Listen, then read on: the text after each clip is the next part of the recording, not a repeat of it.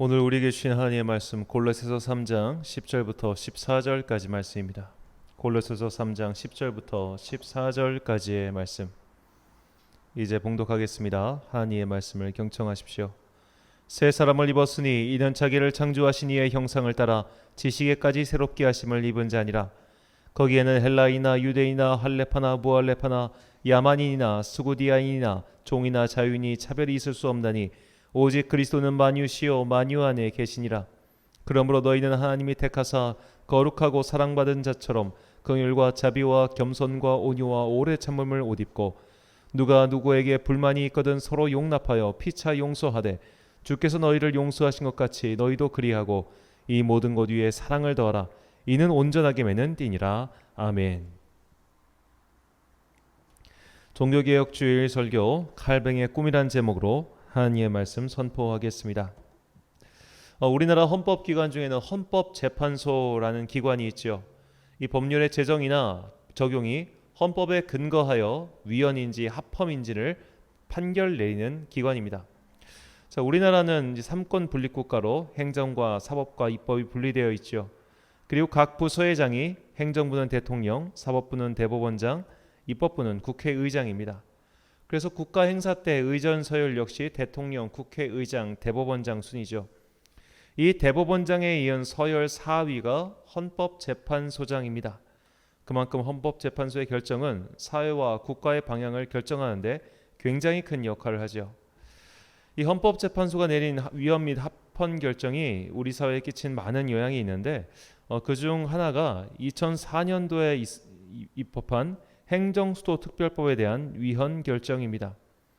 그런데 헌법재판소가 이 특별법이 위헌이라는 결정을 내린 근거는 오늘날 우리가 사용하고 있는 헌법이 아니라 500년도 전에 만들어진 경국대전이라는 조선의 법령에 근거한 관습 헌법이라는 겁니다.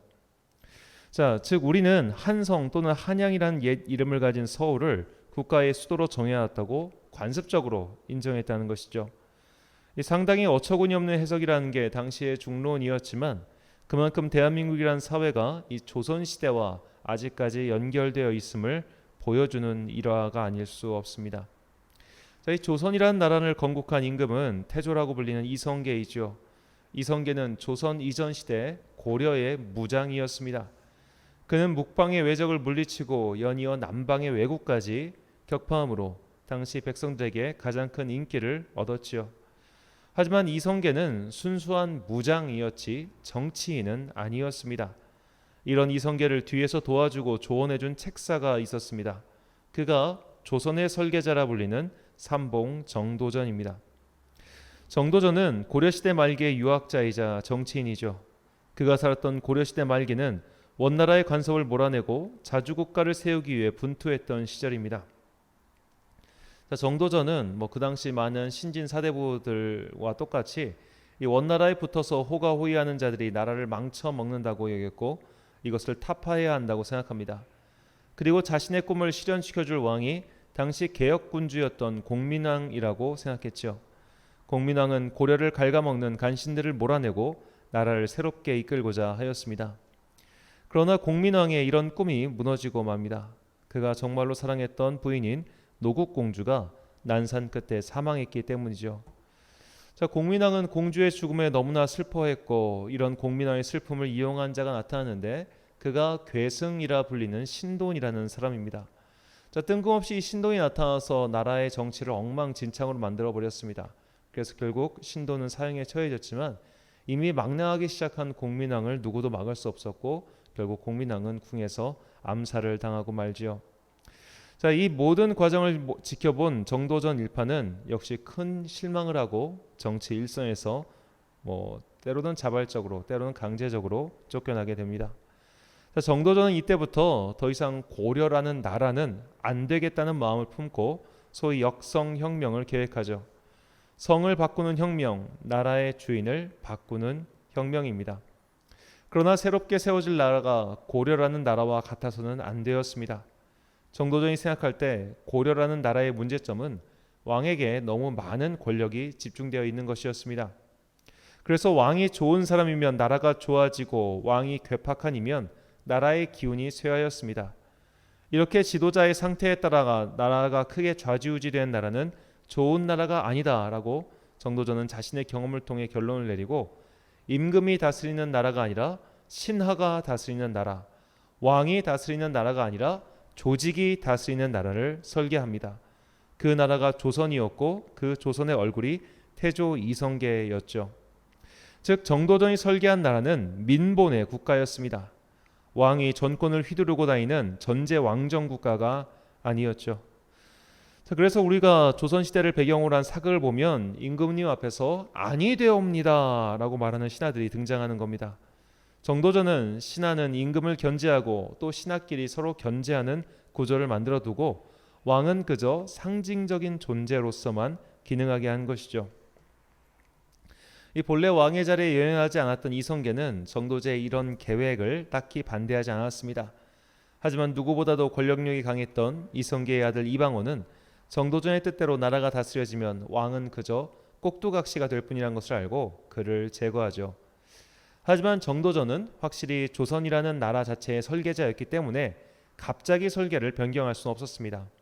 그래서 이방원이 정도전은 죽였지만 그가 설계한 나라의 구조를 바꾸진 못했지요. 이 정도전이 지은 조선의 법전이 조선 경국전이고 이것이 성종 때 경국대전으로 박대됩니다. 정도전은 왕이 지배하는 나라는 지긋지긋했습니다. 왕의 기분과 상황에 따라 나라 상황이 엿가락처럼 오락가락하는 것이 너무나 힘겨웠지요. 그래서 피지배층이 최대한 자유를 누릴 수 있는 국가를 꿈꿨던 겁니다. 어쩌면 정도전은 오늘날로 치면 민주주의의 선구자라고도 할 수 있을 겁니다. 자, 이런 정도전과 같은 인물들이 종교개혁 1세대들입니다. 우리는 지난 시간 루터라는 인물이 중세를 끝내고 근대의 문을 연 대표자라고 말씀을 드렸습니다. 중세 시대는 결국 교황의 영향권 하에 있는 시대였습니다. 교황이 선이라고 하면 선이고 교황이 죄라고 하면 죄였습니다. 교황이 구원을 받았다고 하면 구원 받은 것이고 교황이 지옥에 갈 것이라고 하면 지옥에 떨어진다고 그렇게 사람들은 믿고 행동했습니다. 교황은 세속 권력과 종교 권력을 모두 손에 쥔 절대자였죠. 그런데 그 절대자의 권력에 맞선 이들이 종교 개혁자들입니다. 그들은 교황의 힘에 맞서 성경책을 들었습니다. 이 성경책이 당신의 권위를 인정하지 않으니 우리도 당신의 권위를 인정할 수 없다. 이것이 종교개혁자들의 생각이었습니다. 결국 가톨릭 측과 종교개혁 측의 맹렬한 대립이 시작되었습니다. 그러자 당시 독일 지방을 다스리던 황제 카를 5세는 1529년 독일 서남부의 슈파이어란 도시에 루터 측 대표자와 가톨릭 측 대표자를 모으고 황제의 권위로서 루터 측의 황복을 요구합니다. 하지만 루터 측은 신앙의 자유를 위해서 이것을 거부하죠. 자, 이때 나온 말이 쟤네들은 황제의 말에도 반항한다 해서 저항하는 자, 반항하는 자란 뜻의 프로테스탄트라고 불리게 되었습니다. 자, 이들은 이 프로테스탄트는 신앙의 자유를 억압하는 모든 것들과 반대했고 저항했고 싸웠습니다. 그것이 국가면 국가와 싸웠고 심지어 교회라면 교회와도 싸웠습니다. 그들은 지상의 그 어떤 권위보다 성경이 위에 있다고 믿었으며 모국어로 번역된 성경을 통해서 이 사제라는 중간 매개체를 통하지 않고도 하나님과 교제하여 믿음과 구원을 선물로 받을 수 있다고 주장합니다. 자, 이것을 도식으로 표현하면 다음과 같겠습니다. 자, 가톨릭의 구조는 가운데 반드시 사제가 있어야 됩니다. 이 사제가 때로는 인간의 기도를 하나님께 올려드리고 때로는 하나님을 대신하여 인간에게 죄사함의 선포를 해야 했기 때문에 이 중간 다리로서 사제가 굉장히 중요한 역할을 하고 있죠. 이 사제가 이 중간 다리 역할을 할 수 있었던 이유는 하나님께서 교황 베드로에게 천국 열쇠를 주셨고 그 대대로 교황의 좌를 잇는 자들은 그 천국 열쇠를 옮겨받고 그리고 이 교황에게 권력을 위임받은 자들은 그와 동일하게 천국의 열쇠를 가지고 있다. 이렇게 생각했기 때문입니다.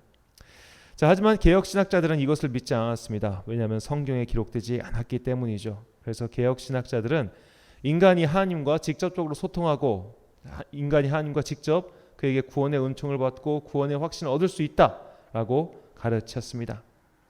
자, 개혁자들이 성경을 통해서 발견한 이 도식에는 그런데 사실 굉장히 큰 문제가 있었습니다. 바로 사제와 교회의 역할입니다. 이 개혁자들의 도식에 따르면 한 사람 한 사람이 직접 하나님과 소통하고 하나님께 예배드리면 되죠. 어차피 나의 해석과 나의 경험이 기준이 되기 때문에 굳이 남의 말을 들으면서 조직에 속할 이유가 없어진 겁니다. 자, 이런 길을 가는 자들이 무교회주의자들이죠. 무교회주의는 종교개혁 초기부터 있었습니다. 결국 종교개혁은 성경의 해석을 모두에게 열어놓았고 모두가 해석할 수 있기 때문에 각자의 방법대로 하나님을 믿고 살겠다는 이들이 생겨나는 것이죠. 결국 이런 혼란은 단순한 성경 해석의 차이 때문에 생긴 것이라고도 볼 수 있겠습니다. 오늘 본문이 그에 대한 좋은 예를 제시하죠. 본문 11절입니다. 거기에는 헬라이나 유대이나 할레파나 모할레파나 야마이나 스고디아이나 종이나 자유인이 차별이 있을 수 없나니 오직 그리스도시는 만유시요 만유 안에 계시니라. 아멘. 자, 이 본문을 읽는 일 중 이 차별이 있을 수 없다라는 말에 꽂힌 이들이 있던 겁니다. 자, 그런 이들은 이 세상에서 차별을 없애야 한다고 외치죠. 물론 차별은 당연히 없어져야 하는 것입니다. 문제는 차별을 철폐하는 방법이었습니다. 극단적인 자들이 등장했습니다. 무기를 들고 우리의 이 차별 철폐를 반대하는 자들, 우리를 차별하는 지주계층은 모두 죽여야 돼라고 말하는 자들이 생겨났죠. 세상에서 가장 말이 안 통한 이들이 책 한 권 읽은 자들이라고 하지 않습니까? 그런 식으로 작고 편협한 지식을 가진 이들은 오히려 더 큰 혼란을 일으켰습니다. 대표적인 사건이 독일에서 일어난 농민 전쟁이죠. 1524년 급진적인 개혁자 토마스 민저는 모든 신분제를 철폐해야 한다고 주장하며 농민들을 이끌고 영주들의 군대와 전쟁을 벌입니다. 결국 10만 명 가까운 농민군이 학살당하고 민저 역시 사형을 당한 뒤에야 이 전쟁은 막을 내렸습니다. 민저와 같은 급진주의자들은 성경 본문의 하나만 보고 다른 하나는 읽지 않은 것이죠. 본문 14절입니다. 이 모든 것 위에 사랑을 더하라. 이는 온전하게 매는 띠니라. 아멘. 모든 성도에게는 성경 해석에 자유가 있습니다. 그러나 그 자유는 역시 성경 안에서 이루어져야 합니다. 곧 성경은 성경 전체의 맥락과 정신에서 벗어나지 않도록 해석해야 한다는 말이죠. 하지만 급진주의자들은 성경의 한 단락, 한 구절만 가지고 자신들의 행동을 정당화시키는 근거로 삼았습니다. 사실 오늘날 이단과 다를 것 없는 행동을 한 것이죠. 이런 급진주의자들은 사실 개혁자들의 본류와는 달랐습니다. 개혁자들은 성경 말씀에 충성했지 자신들의 욕망을 위해서 성경을 이용할 생각은 추호도 없었기 때문입니다. 그러나 토마스 민저와 같은 이들은 자신의 행위를 정당화시키기 위해서 성경을 이용했던 자들에 불과합니다. 자, 이 지점에서 사제와 교회의 존재가 요구되었습니다. 자, 이것은 마치 오늘날 의료 종사자를 국가가 법으로 정한 기준을 통과한 자에게만 부여하는 것과 마찬가지입니다. 불법 의료 행위를 알고 계시죠? 이 자격이 없는 자가 허락이 안 된 의료 행위를 하면 법의 처벌을 받는 겁니다. 자, 분명히 나이가 독학을 해서라도 의학 지식이 생길 수 있어요. 그리고 자신의 경험상 이렇게 해보니까 이렇게 병이 나았더라라고 생각할 수 있습니다. 하지만 그것을 남에게 하는 경우는 의료 행위가 되고 이것은 허락을 받지 않은 자 그리고 면허가 없는 자에게는 불법인 것이죠. 분명히 내가 하는 행동에는 자유와에 기반한 행동이었고 이 사람을 이롭게 하려는 이타적인 목적을 갖고 있었지만 법으로 정한 자격이 없는 자가 허락이 안 된 의료 행위를 하면 법의 저촉을 다음과 같이 받는 것이죠. 개혁자들이 생각한 사제와 교회의 역할이 이와 같았습니다. 모든 사람이 성경을 해석하고 주님과 직접 소통할 수 있죠. 하지만 그 자유가 오히려 저주가 되지 않기 위해서 하나님의 말씀을 바르게 전하고 성경을 제대로 가르치며 올바른 예배를 인도할 교회가 더욱 필요해진 것입니다. 그래서 교회보다 성경의 권위를 우선시했던 종교개혁 1세대와 달리 종교개혁 2세대부터는 어떻게 하면 이 개혁의 정신을 제대로 수행하는, 이행하는 교회를 세울 것인가에 주목합니다. 이 종교개혁 2세대의 대표자가 프랑스 출신의 스위스 종교개혁자인 장 깔뱅입니다. 우리는 보통 요한 칼빈, 존 칼빈이라고 하는데 그건 영어식이고 이 사람이 프랑스 사람이기 때문에 장 깔뱅이 언어 표기상 맞는 이름입니다. 자, 이 깔뱅은 하나님의 말씀을 바르게 가르치고 예배와 성전을 올바르게 집전할 사제와 교회가 필요한 것을 금방 인지했습니다. 하지만 사제 계급의 폐해를 고스란히 봤기 때문에 이에 대한 견제 역할이 필요하다고 여겼습니다. 마치 설교 초반에 언급한 삼봉 정도전이 각 비슷한 시기죠. 임금을 견제하는 신하 이런 것 말입니다. 이런 사제 계급의 역량에 따라 교회가 좌지우지돼서는 안 되기 때문에 이를 보완할 성도들의 대표 조직을 세운 것이죠. 그래서 깔뱅은 교회의 지도자 그룹을 돌로 나눴습니다. 자, 사제 또는 목사는 성경을 가르치고 예배를 인도하며 성례전을 집전하는 자이고 교인들의 대표인 장로들은 교회의 행정권과 치리권을 행사하는 자들이라고 깔뱅은 정하는 것이죠.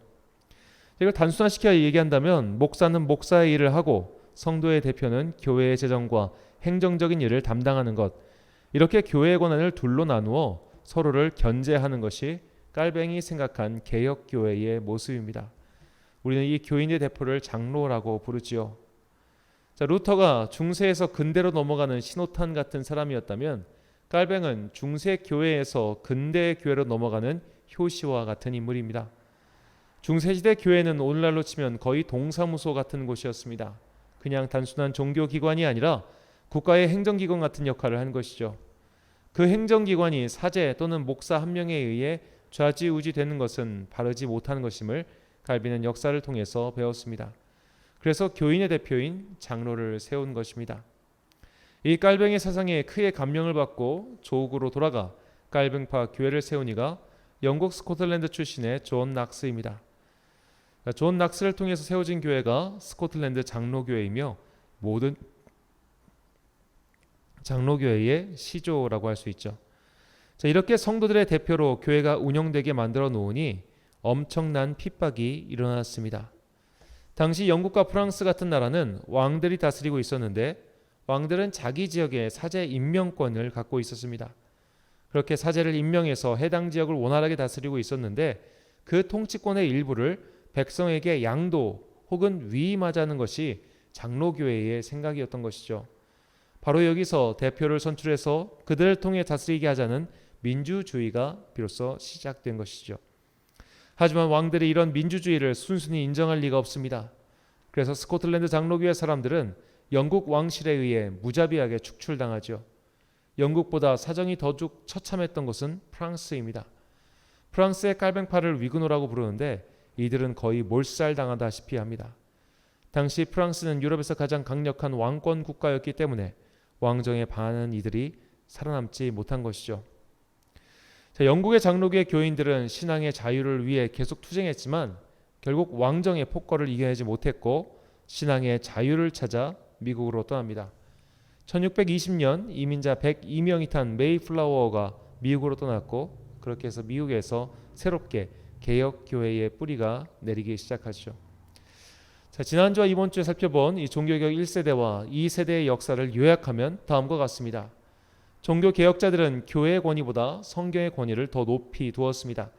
그리고 한 사람 한 사람이 성경을 통해서 하나님을 만나고 구원의 확신을 얻기 원했습니다. 하지만 개인에게 성경의 해석권을 넘겨주자 성경의 본의와 어긋나는 행동을 하는 이들이 생겨났습니다. 그래서 성경을 바르게 해석하고 가르쳐줄 수 있는 목사와 교회가 필요했습니다. 하지만 이 목사와 교회 조직이 과거와 같이 가톨릭 교회가 똑같은 그런 권력이 일어나로 인해 타락하는 것을 방지하기 위해서 성도들의 대표인 장로를 세운 것이죠. 자, 이렇게 해놓으면 그럼 모든 문제가 사라졌을까요? 사제계층의 권력 집합이 사라졌을까요? 정말 성도들의 대표는 교회의 행정과 치리를 잘 했을까요? 그렇지 않습니다. 새로운 문제만 사실 반복해서 나올 뿐이었습니다. 깔뱅이 정말로 이게 이렇게 조직하고 이렇게 시스템적으로 갖춰놓으면 정말 이 교회는 훌륭한 교회, 하나님의 뜻에 합하는 교회, 그런 교회가 되겠구나라고 이론적으로 만들어놨어요. 물론 그가 살아있을 때는 그 제네바 교회가 그렇게 운영이 됐지만 당장 그가 죽자마자 그 운영을 철폐한 게 제네바 교회 교회였습니다. 왜냐하면 힘들거든요. 자, 우리가 이런 게 참 많습니다. 실제로 이 교회에서 일을 할 때 정말로 많은 성도들의 대표와 함께 그리고 목사와 장로가 서로 마음과 뜻을 합하여 일을 하면 좋죠. 그러면 무슨 문제가 있겠습니까? 그런데 항상 보면 그 이상하게 제도의 빈틈이라든지 법령의 빈틈을 찾아내서 꼭 교회에 문제가 생기곤 합니다. 자, 그렇기 때문에 시스템을 고쳐서 조직을 확립하는 것은 어차피 한계가 있다는 것을 사실 깔뱅도 누구보다 잘 알고 있었습니다. 왜냐하면 이 제네바 교회에 한번 버림받았던 것이 바로 깔뱅 자신이기 때문이죠. 자, 깔뱅은 프랑스 사람이고 이 스위스 제네바에 간 이유는 그 제네바 시공국 안에 프랑스어를 쓰는 사람들 공동체가 있었기 때문입니다. 그래서 이 제네바시는 거의 프랑스어를 쓰는 공동체였다고 해요. 자, 그래가지고 거기서 그 깔뱅을 초청해가지고 그래서 가서 거기서 목회를 한 것인데, 이 깔뱅이 자신의 뚜렷한 종교개혁 2세대로서 교회에 관한 생각을 가지고 교회를 다스리기 시작하자 사람들이 이에 반발해서 깔뱅을 쫓아내버립니다. 그래서 깔뱅이 제네바를 나와가지고 그 당시 이제 독일 남쪽에 도쳤던 프랑크푸르트로 가서 거기서 다시 또 목회를 하는데, 깔뱅은 이 프랑크푸르트에서 목회 생활을 굉장히 재밌게 했다고 해요. 만족스럽고 재밌게. 그러다 다시 또 제네바가 그를 부릅니다. 그래서 굉장히 고민 끝에 결국 제네바에 갔고 거기서 죽을 때까지 거기에 있었는데요. 자, 깔뱅과 같은 그는 굉장한 천재고 또 경험도 많은 입니다. 이 사람이 그냥 조직만 갖춰 놓으면 알아서 잘 교회가 굴러가겠지, 이런 아주 순진한 생각을 했을까요? 절대 그랬을 리가 없습니다. 자, 그래서 깔뱅은 개혁교회의 또 다른 표어를 제시합니다. 그것은 바로 개혁된 교회는 항상 개혁되어야 한다라는 말입니다. 물론 이 말은 깔뱅의 오리지널은 아니고 어거스틴이 처음 했던 말이라고 하죠. 자, 이것은 조직의 강령이나 구조를 항상 바꿔야 한다는 뜻이 아닙니다. 모든 성도는 자신뿐만 아니라 인간이 만든 조직 그 자체가 결코 완전할 수 없음을 잊지 말고 항상 스스로를 돌이켜 신앙의 본령을 잊어서는 안 된다는 뜻입니다. 깔뱅은 모든 성도들이 잊어서는 안 되는 5대 강령을 다음과 같이 남겼습니다. 첫 번째로, 인간은 전적으로 타락하였다. 두 번째로, 인간은 하나님의 무조건적인 선택을 받았다. 그러니까 어떤 선택의 조건이 있는 것이 아니라 주님께서 그를 택하여 부르셨다는 것입니다. 제한적 구속이다. 즉, 이 구원은 주님께서 정하신 자들에게 임하는 구원이다. 그리고 불가항력적 은혜, 이것은 내가 거부할 수 없는 은혜다. 그리고 마지막이 성도의 견인, 즉 성도는 이 모든 것을 깨닫고 인내해야 한다. 이것이 깔뱅의 5대 강령이었습니다. 인간은 자신의 힘과 공로로 구원받을 수 없는 완전한 죄인이라는 말, 이 상태에서 값없는 은혜로 구원해 주셨다는 말은 사실 루터와 똑같은 설명입니다. 루터는 자신의 경험과 내면의 소리를 통해 인간이 결코 인간의 힘으로 구원받을 수 있는 존재가 아니라는 것을, 그리고 그 구원은 교회가 선포해 준다고 해서 그저 생기는 것이 아님을 깨달았습니다. 그리고 이 깨달음은 깔뱅 또한 마찬가지였습니다. 깔뱅이 루터보다 한 걸음 더 나아간 부분은 바로 교회입니다. 깔뱅에게는 교회가 필요했습니다. 교회가 필요한 이유는 성도의 견인, 성도의 인내를 위해서입니다. 굳세게 견디고 인내하기 위해서는 서로 손을 잡고 함께 나아가야 하죠. 인내는 믿음을 잃지 않기 위한 인내인데, 이제는 우리가 믿음 생활하는 게 너무 힘든 시대를 살고 있죠. 이 교회 시대는 가고 세속화 권력의 시대가 되기 때문에 사람들은 점차 교회를 떠나기 시작했습니다. 자, 예전에는 선택지가 가톨릭밖에 없었어요. 그러니까 가톨릭 아니면은 그냥 그 마을을 나가야 돼요. 선택지가 생깁니다. 가톨릭과 개신교라고 하는 선택지가 생겼어요. 그런데 사람들에게는 여기서 제2의 선택지인 개혁교회가 생기자마자 또 다른 제3의 선택지가 생겼습니다. 뭐냐? 교회 안 가는 것. 옛날에 가톨릭밖에 없고 그리고 가톨릭 외에는 진리가 없다고 했을 때는 그냥 우격다짐으로 가톨릭은 나가야 됐어요. 하지만 가톨릭 외에 다른 조직인 종교개혁파 조직이 생기자 사람들은 이 둘 사이에서 갈등하다가 그러면은 거기 안 갈 권리도 있겠네 해가지고 점차 안 나가기 시작합니다. 자, 이런 상황에서, 이렇게 믿음이 흔들린 요소가 많은 상황에서 우리를 인내하게 하고 믿음을 지켜주는 것은 주님의 은혜이며 그리고 그 은혜의 통로인 교회입니다. 즉 교회가 우리에게 구원 그 자체를 줄 수는 없지만 적어도 환난을 인내하며 신앙을 지키는데 도움을 줄 수는 있습니다. 그래서 개혁자들은 바른 말씀의 선포와 바른 예배와 성례전이 지켜지는 곳이 교회이며 교회의 공동체 안에서 함께 손을 잡고 믿음의 시련을 극복해야 한다고 개혁자들은 말하는 것이죠. 그리고 이것은 이미 말씀을 통해 우리에게 주어주신 진리입니다. 에베소서 3장 17절에서 19절까지 말씀입니다. 믿음으로 말미암아 그리스도께서 너희 마음에 계시게 하시옵고 너희가 사랑 가운데서 뿌리가 박히고 터가 굳어져서 능히 모든 성도와 함께 지식에 넘치는 그리스도의 사랑을 알고 그 너비와 길이와 높이와 깊이가 어떠함을 깨달아 하나님의 모든 충만하신 것으로 너희에게 충만하게 하시기를 구하노라. 아멘. 자, 모든 성도와 함께, 모든 성도와 함께. 그러니까 주님께서는 우리가 홀로 신앙생활하는 것을 원하시는 것이 아니라 함께 신앙생활하기를 원하세요. 왜 함께 신앙생활을 해야 되는가? 서로 인내해주고 서로 격려해주고 서로 사랑의 터전 위에서 아름다운 믿음 나무를 자라게 하기 위해서 우리가 함께 모여서 예배하고 함께 모여서 교제해야 한다는 것, 그것이 주님의 마음입니다. 종교개혁자들은 혼자서 성경을 읽고 혼자서 기도하고 혼자서 예배드리며 하나님과 1대1 관계만을 추구하는 것은 옳지 않다고 여겼습니다. 만약 개혁자들이 그렇게 혼자서 하나님과 1대1 관계를 추구하는 것이 바람직하다고 여겼다면 개혁자들이 그렇게 하나님과 1대1 관계를 추구하는 수도원을 그냥 내버려 뒀을 리가 없겠죠. 자, 그러나 루터도 깔뱅도 이런 수도원 제도에 부정적이었습니다. 신앙생활은 홀로 하는 것이 아니라 함께 하는 것이기 때문입니다. 이렇게 함께 서로 사랑하며 배려하고 용납함으로 마침내 주님께서 오시는 그날까지 이 인내의 경주를 끝까지 달려가는 것, 그것이 종교개혁자들의 두 번째 꿈이었으며 우리가 가져야 할 비전이기도 합니다. 에베소서 5장 24절과 25절 말씀입니다. 그러므로 교회가 그리스도에게 하듯 아내들도 범사에 자기 남편에게 복종할지니라. 남편들아 아내 사랑하기를 그리스도께서 교회를 사랑하시고 그 교회를 위하여 자신을 주심같이 하라. 아멘. 사랑하는 천안광성교회 성도 여러분, 그리고 이 예배를 함께 드리시는 귀한 주님의 자녀 여러분, 루터가 성도들에게 성경을 되찾아 주었다면 갈뱅은 성도들에게 교회를 되찾아 주었습니다.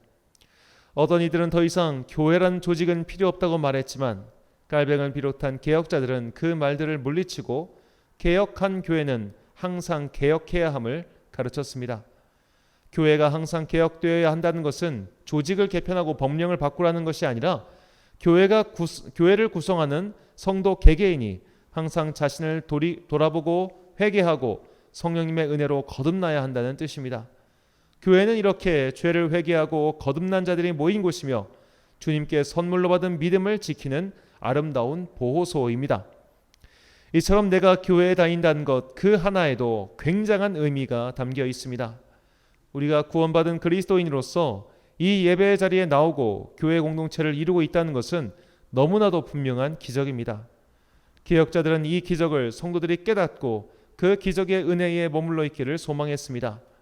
성경의 말씀을 통해 구원의 확신을 선물로 받고 그 받은 선물의 가치를 잊어버리지 않기 위해 함께 모여서 예배드리고 사랑의 교제를 함으로써 서로를 격려해 주는 공동체, 이 개혁자들의 꿈이 우리 교회의 꿈이 되어 이 세대의 등불을 밝히는, 어둠을 밝히는 작은 촛불이 되길 간절히 소망합니다. 기도하겠습니다. 사랑과 풍성하신 아버지 하나님, 루터도 깔뱅도 다른 누구가가 정해준 권위가 아닌 오직 성경의 권위를 믿었고 따랐습니다. 그러나 몇몇 이들이 자신의 욕망을 이루기 위해서 성경 말씀을 곡학 아세하였을 때 개혁자들은 진리를 수호하고 바른 말씀을 선포하고 바른 성례전을 집전할 교회가 필요함을 깨달았습니다. 그들의 마음을 우리가 잘 이어가길 소망합니다. 바른 말씀을 선포하고 바른 성례전을 집전하며 함께 모여 서로 격려하고 사랑하며 구원의 그 길에 이를 때까지 믿음을 지키게 하옵소서. 예수님의 이름으로 기도드립니다. 아멘.